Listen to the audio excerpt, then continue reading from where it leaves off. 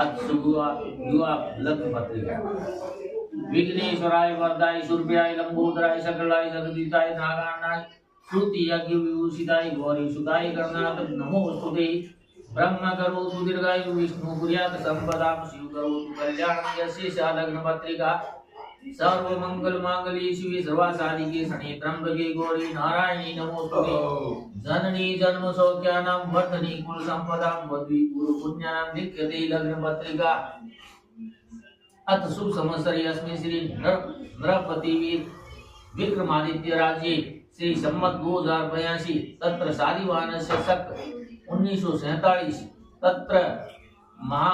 मांगल्ये मासोतमे मार्गशीर्ष मासे शुभे शुक्ल पक्षे शुभ तिथो दशमी वासरान्विताय पितायाम घटी 44 घटी और 37 पल तत्र नाम उत्तरा भाद्रपद नक्षत्रे घटी रात्रि पर्यंत तत्र नाम योगे वैदर्ती नाम योगे 58 घटी 35 पल वणिज नाम करणे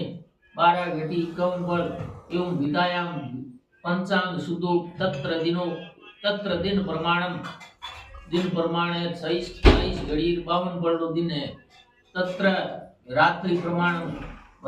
प्रमाण है 33 घटी और 8 पल अहोरात्र प्रमाणम शेषांश तदनुसार तारीख 30 महीना नवंबर सन 2025 ईस्वी